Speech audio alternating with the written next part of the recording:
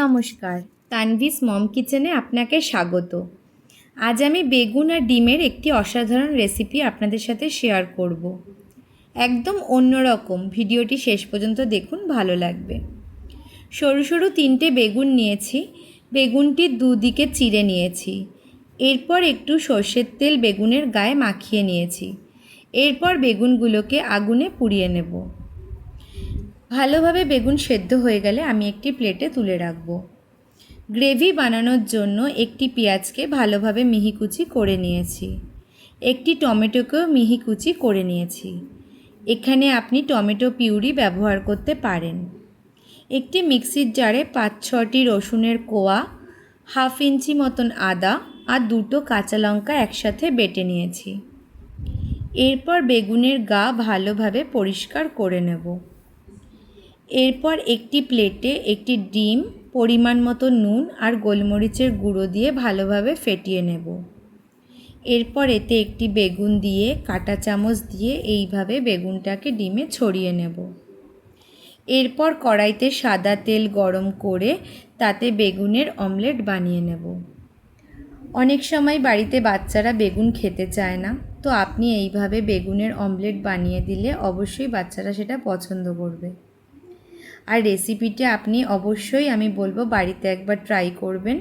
যদি ভালো লেগে থাকে আমাকে কমেন্টে জানাবেন। এইভাবে আমি একে একে 3টে বেগুনেরই অমলেট বানিয়ে নেব। 2টো বেগুনের অমলেট আমি গ্রেভিতে দেব, আর একটি বেগুনের অমলেট আমি রেখে দেব তানভির জন্য। যেহেতু গ্রেভির মশলাতে আমি 2টো কাঁচা লঙ্কা দিয়েছি, সেই জন্য তানভি হয়তো গ্রেভিটা খেতে চাইবে না, তাই আমি ওর জন্য একটি বেগুনের অমলেট রেখে দেব।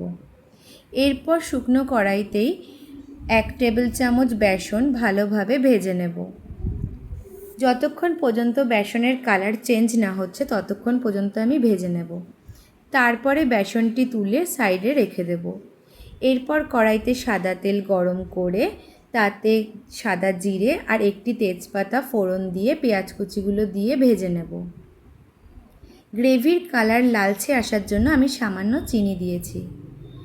এরপর আদা, রসুন আর কাঁচা লঙ্কা বাটাটি দিয়ে আমি কিছুক্ষণ কষিয়ে নেব। কিছুক্ষণ পরে আমি টমেটো কুচিগুলো দিয়ে আবার কিছুক্ষণের জন্য কষিয়ে নেব। এরপর পরিমাণ মতো নুন, হলুদ, ধনে গুঁড়ো আর কাশ্মীরি লঙ্কার গুঁড়ো দিয়ে সামান্য জল দিয়ে মশলাটি আবার কষিয়ে নেব। যতক্ষণ পর্যন্ত তেল না ছাড়ছে ততক্ষণ পর্যন্ত আমি কষিয়ে নেব। যদিও আমি তেল কম দিয়েছি, তাই তেল কমই বেরোবে। এরপর ভাজা বেসনটি দিয়ে আবার কিছুক্ষণ ভালোভাবে মিশিয়ে নেব। এরপর পরিমাণ মতন জল দিয়ে ঢাকা দিয়ে গ্রেভিটি ফুটতে দেব। গ্রেভি ভালোভাবে ফুটে এলে আমি 2টো বেগুনের অমলেট এর মধ্যে দিয়ে ভালোভাবে মিশিয়ে আবার ঢাকা দিয়ে 2-4 মিনিটের জন্য ফুটতে দেব। ভালোভাবে ফুটে এলে আমি ওপর থেকে গরম মশলার গুঁড়ো আর ফ্রেশ ধনেপাতা ছড়িয়ে নামিয়ে দেব।